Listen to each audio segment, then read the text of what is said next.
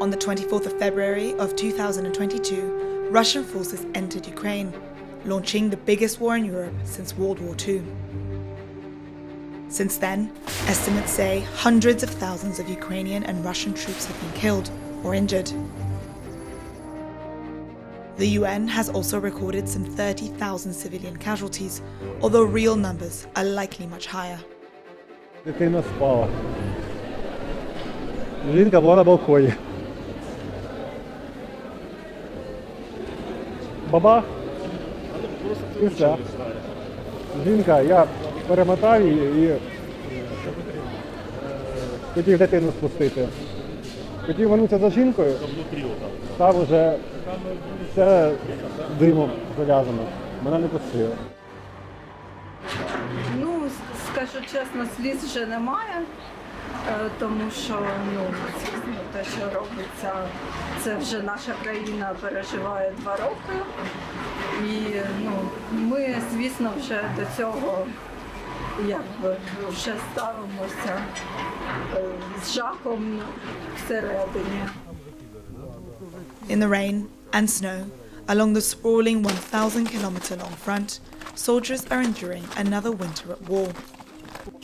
Around 20% of Ukraine's territory is now in Russian hands, with Ukrainian troops struggling to penetrate a front line that has barely moved in more than a year.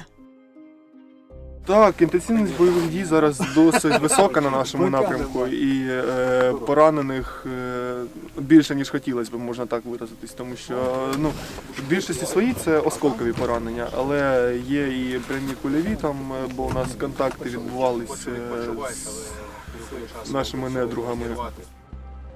With no end to the war in sight, Ukraine's army is struggling with recruitment, and more soldiers are asking to return home.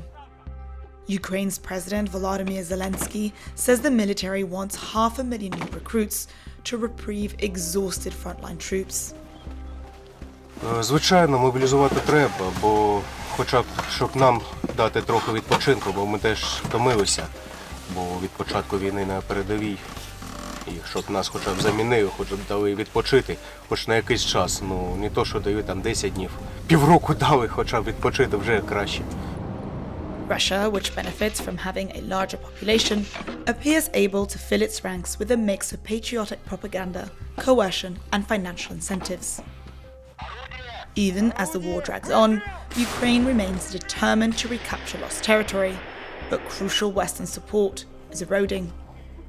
Europe has been unable to ramp up weapons supplies fast enough, and delays to much-needed US military aid have cast a shadow over how long Kyiv's troops can hold out.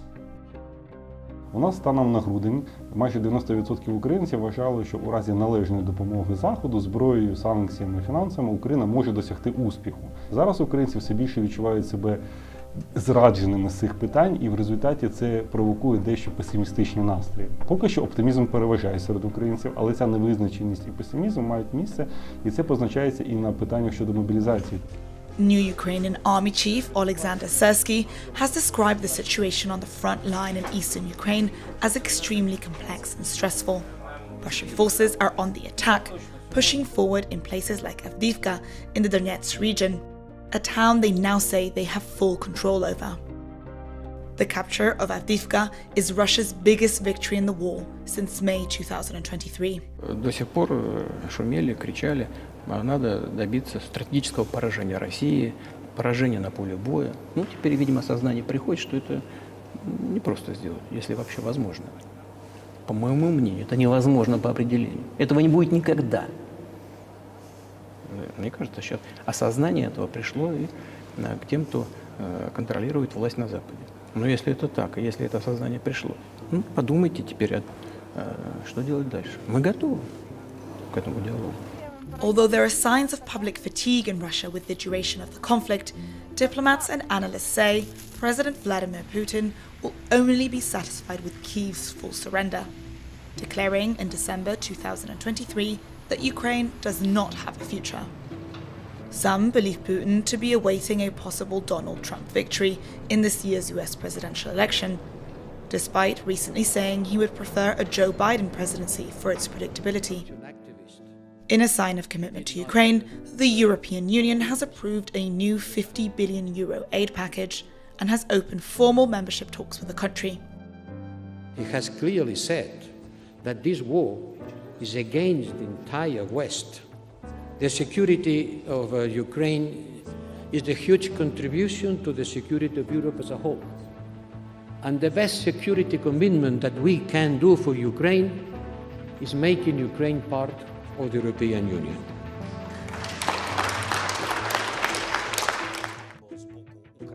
Although Putin has said he'd be open to talks, Kyiv has long held the position that no negotiations are possible until Russia withdraws from all occupied territories.